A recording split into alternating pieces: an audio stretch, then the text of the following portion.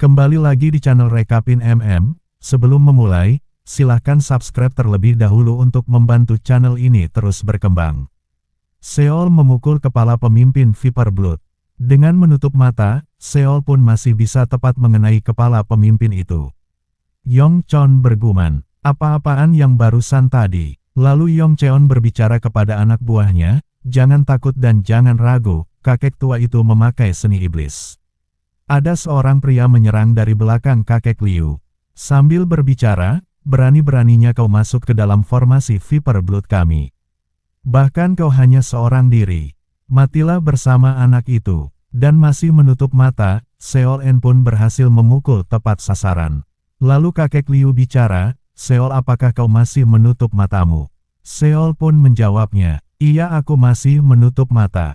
Kemudian kakek Liu menjawab, bagus sekali Seol, kau sungguh luar biasa. Kemudian kakek Liu bergumam, dia masih terlalu muda untuk melihat darah dan tulang yang berceceran. Mulai sekarang, ayo lebih serius. Orang tua gila, dia langsung melompat masuk ke formasi kita. Seol dan kakek Liu terus memukul lawan-lawan mereka. Yongchon pun bergumam, mustahil, pasukan elit kami yang hampir mencapai tingkat puncak. Jangan-jangan dia berada di tingkat alam tak terbatas. Kemudian ada seorang berkata, Ketua Regu, pasukan unit kedua telah datang. Tidak mungkin, walaupun orang tua dan bocah itu berada di tingkat alam tak terbatas, setelah unit pasukan kedua telah datang. Mereka tidak akan menang melawan kami semua. Mereka pun membentuk formasi Killing Sword. Ketua Regu menyuruh mereka membentuk formasi Killing Sword.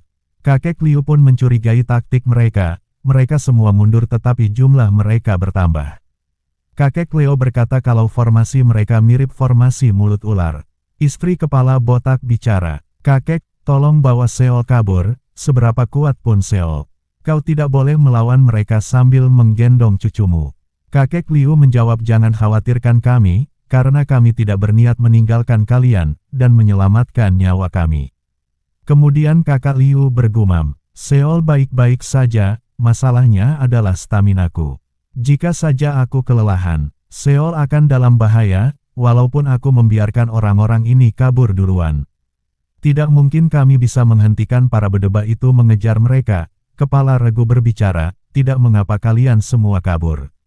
Karena aku sudah berubah pikiran.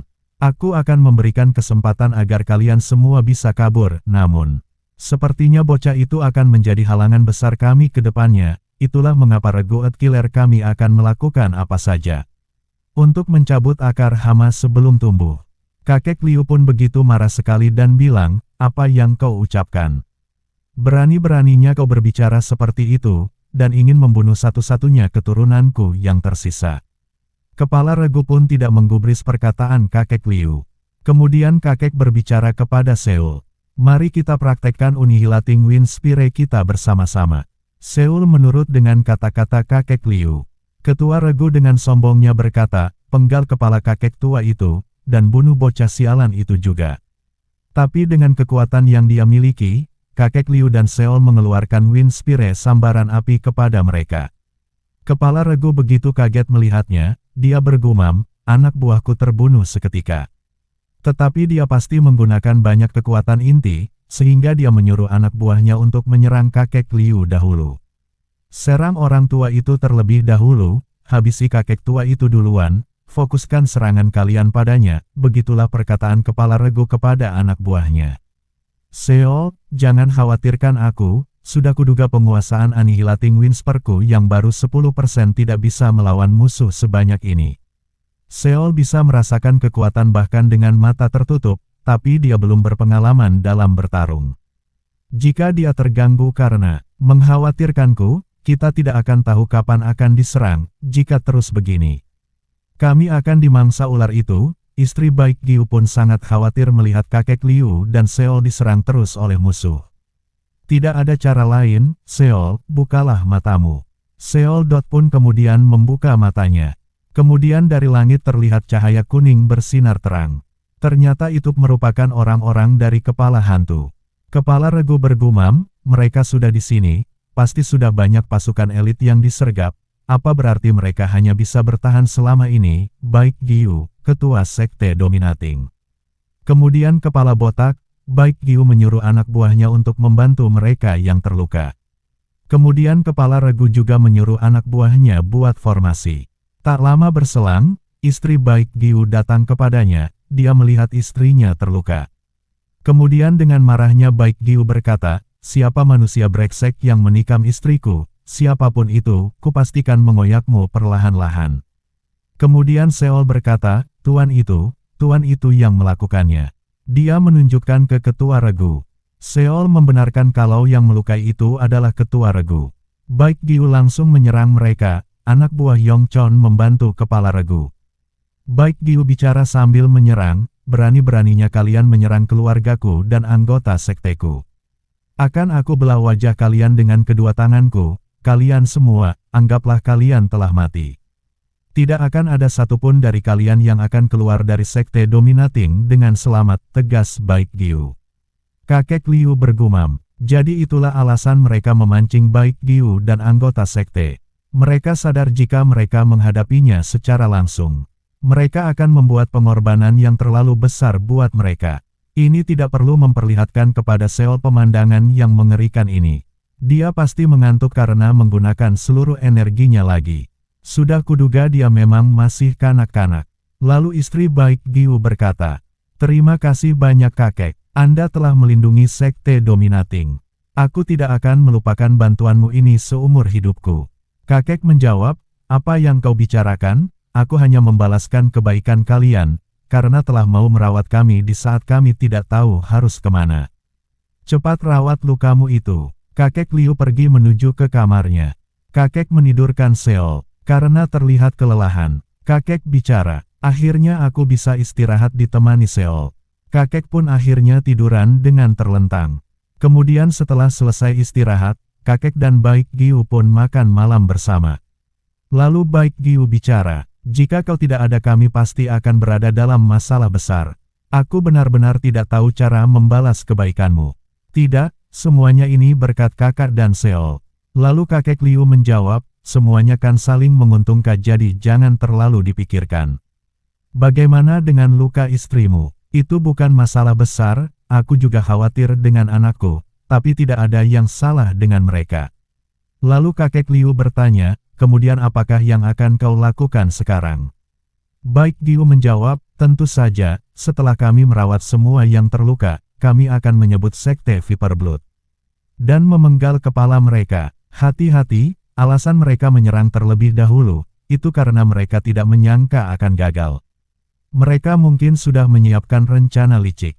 Contohnya mereka bisa jadi menggunakan regu Earth Killer sebagai umpan. Mereka pasti sudah menyiapkan jebakan untukmu, yang punya temperamen pemarah, untuk menyerang tanpa ragu, tidak mungkin menggunakan bawahannya sebagai kambing hitam. Daripada pengalamanku, ada banyak orang di Jianghu yang tidak ragu melakukannya. Terlebih lagi, karena sekte Viper Blood sudah menguasai kelompok Dark Dragon. Mungkin jumlah mereka sudah berkali-kali lipat sekarang. Baik Giu pun menjawab, "Tidak masalah, pertarungan bukan soal jumlah." Kemudian kakek Liu menyuruh Baik Giu agar tidak gegabah dengan hal ini. Setidaknya harus memata-matai terlebih dahulu untuk mencari kesempatan menang. Sekte dominating tidak memata-matai, jika kami ingin membunuh seseorang, kami langsung membunuhnya, saut Baik Giu. Jika kita terus melanjutkan pembicaraan ini, aku mungkin akan mendapatkan perubahan kekuatan. Ngomong-ngomong, bukankah masih ada penguasa lain di Kabupaten Hu? Aliansi Heaven Reaching maksudmu? Orang-orang lemah itu, hubungan kami tidak begitu baik, jadi mereka tidak akan membantu kami. Bukankah itu lebih baik daripada membiarkan mereka bergabung dengan Viper Blood? Kau mungkin tidak menyukai mereka, tapi kau harus meyakinkan mereka untuk berada di pihak kita. Jika kamu melakukan kesalahan dan malah bertengkar, mereka pasti akan bergabung dengan sekte Viper Blood. Kemudian Baik Giu menjawab, "Jika mereka tidak mau bergabung dengan kita, aku akan mengubah tempat mereka menjadi lautan api." Saut Baik Giu dengan marah. Kakek Liu jatuh kaget mendengar perkataan Baik Giu. Kemudian keesokan harinya, mereka menuju ke Heaven Reaching. Ada seorang penjaga di depan pintu berkata, "Apakah kau sudah dengar, aliansi kita akan bergabung dengan sekte Viper Blood?" "Benarkah, kita akan beraliansi dengan para bedebah itu?" Tapi sekarang merekalah yang terkuat, ketua pasti sudah berpikir jauh. Benar lebih baik bergabung dengan pihak yang lebih kuat. Lagi pula, kita tidak mau bertarung dengan para bedebah kepala botak itu. Kemudian Baik Giu berada di belakang mereka secara tiba-tiba, mereka pun terkejut dengan kedatangan Baik Giu. Tapi Baik Giu mengingat perkataan kakek Liu. Apapun yang terjadi, tahan, jangan bunuh siapapun. Penjaga itu bertanya, kenapa kalian berada di sini? Lalu Baik Giu menjawab. Kami ingin meyakinkan aliansi Haven Reaching kalian. Aku harus bertemu ketua kalian. Kakek Liu menyuruh mereka untuk minggir. Kedua penjaga itu pun marah, apa pria tua ini ingin mencari mati. Kakek Liu pun langsung menyingkirkan kedua orang tersebut dengan menghantam mereka hingga terpental jauh. Baik Giu malah heran dengan kelakuan kakek Liu. Satu orang penjaga tersebut lari ke dalam, melaporkan bahwa ada masalah besar di luar. Ketua aliansi pun menjawab dengan santainya. Ada ribut-ribut apa pagi ini? Penjaga tadi menjawab, ketua sekte dominating telah datang ke kita. Apa? Sebanyak apa mereka? Apa mereka membawa pasukan elit? Dia menjawab, hanya ada ketua sekte dominating, dan seorang kakek-kakek yang membawa anak kecil. Ketua aliansi menyuruh anak buahnya untuk berkumpul. Kemudian ketua aliansi dan ketua sekte dominating bertemu, lalu ketua aliansi berbicara kepada Baik Giu. Apa-apaan semua keributan di kediaman orang sepagi ini? Baik bicara. Jadi aku datang untuk berbicara dengan aliansi Heaven Reaching. Tidak mungkin, kau datang ingin berbicara, tapi kau menghajar anak-anakku. Lalu kakek Liu menyuruh Baik Giu untuk minggir dari hadapannya. Kakak, kau bilang tahan dan datang hanya untuk meyakinkan mereka. Lalu kakek Liu menjawab, aku bilang jangan bunuh siapapun. Aku tidak bilang jangan menggunakan kekerasan. Ketua aliansi bicara, apa-apaan ini? Kenapa kau ada di sini? Seperti yang dikatakan ketua sekte, kami datang untuk bicara. Bicara tentang apa? Aku akan mendengarnya, tutur ketua aliansi. Kemudian kakek Liu menjawab, kalau begitu mulai sekarang, sekte dominating kami akan mengambil alih tempat ini. Mereka semua kelihatan terkejut sekali. Ada orang menyerang dari atas. Dia menggunakan pedang untuk menyerang kakek Liu. Tetapi Seol menghentikan orang itu di udara, seolah-olah kakek Liu yang menggunakan telekinesis. Semua orang pun terkejut, ketua aliansi bergumam, itu adalah telekinesis. Dan Baik Giu juga bergumam, tidak ada yang tahu bahwa Seol yang melakukannya di belakang, kecuali aku yang melihatnya. Kemudian Seol menurunkan ke bawah dengan kecepatan tinggi sehingga orang itu terjatuh ke lantai. Ketua aliansi berbicara, itu adalah sihir. Jangan biarkan kalian terpengaruh dan serang bersamaan. Mereka pun langsung mengambil pedang mereka, tetapi apa yang terjadi pedang itu seperti terbakar. Ketua aliansi pun sangat ketakutan, dari telekinesis hingga api sungguhan samadhi. Itu bukan sihir. Apa itu artinya? Dia adalah orang yang kekuatan dalamnya sudah mencapai tingkat yang suci. Kakek Liu berkata, kali ini kau akan kubiarkan, lain waktu kalian akan kubakar semua. Kakek Liu bicara kepada Baik Giu. Apa kau lihat Baik Giu? Dengan menunjukkan perbedaan besar antara kekuatan kita, kita membuat mereka tunduk tanpa harus membunuh siapapun. Itulah yang dimaksud dengan membujuk di Jianghu. Kakek Liu melihat orang yang bersembunyi, dan bedebah yang bersembunyi di belakang. Apa kau tidak akan segera keluar? Ketua aliansi bergumam, dia juga bisa mendeteksi tempat di mana pemimpin aliansi berada, yang menyembunyikan dirinya. Sudah jelas dia berada di tingkat alam tak terkendali. Kemudian Baik Giu bicara, ayah mertua, orang itu adalah pemimpin aliansi Heaven Reaching. Pemimpin sekte dominasi, namanya adalah Zhang Liang. Tuan, dia seorang master yang aktif di masa lalu, di eranya. Tidak heran dia tidak botak seperti anggota lainnya, dia seperti anggota kepala hantu di era sebelumnya. Kemudian tiba-tiba kakek Liu menyerang Zhang Liang, pemimpin Heaven Reaching. Kau adalah pemimpin aliansi Heaven Reaching kan? Iya, itu benar. Aku adalah Zhang Liang pemimpin Heaven Reaching. Baiklah Zhang, apa kau berencana untuk bergabung dengan bedebah Viper Blood itu? Atau, apa kau berencana untuk bekerja sama dengan kami, sekte dominasi? Baik Giu berkata, lebih baik kau putuskan dengan cepat, selagi ayah mertuaku masih menunjukkan kemarahan hatinya. Kemudian Zhang berkata, kami aliansi Heaven Reaching. Mulai sekarang, akan bergabung dengan Sekte Dominasi, di mana musuh Sekte Dominasi adalah musuh kami juga. Baguslah, aku selalu ingin kita menjadi saudara. Ayo lupakan apa yang terjadi antara kita di masa lalu. Kemudian kakek Liu berkata, tunggu. Pertemanan melalui kata-kata tidak ada artinya di Jianghu. Zhang menjawab, kalau begitu, apa kau membutuhkan semacam sumpah? Tentu saja, untuk menjadi anggota keluarga bersama Sekte Dominasi, kau memerlukan suatu tanda yang sesuai. Tidak ada pengecualian. Apa kamu ingin mati oleh orang tua ini? Atau maukah kau melakukan ritual dan menjadi saudara bersama kami? Kemudian di tempat Sekte Viper Blood, aneh sekali. Kenapa tidak ada kabar sama sekali? Jika ini baik Giu, setelah dia menyingkirkan pasukan pembunuh, dia akan datang segera kemari, jadi aku sudah memasang perangkatnya. Ada seorang anak buah yang berlari dari luar pintu menuju ke pemimpin mereka. Lalu pemimpin itu berbicara, ada keributan apa berdebat itu datang menyerang? Bukan. Heaven Reaching yang memutuskan untuk bergabung di bawah kita, telah bergabung dengan Sekte Dominasi. Kemudian Tiansu bergumam, baik Giu dan Zhang Liang. Setahuku hubungannya tidak sedang bagus, kalau begitu apa penyebabnya? Semuanya bersiaplah untuk pergi sekarang juga.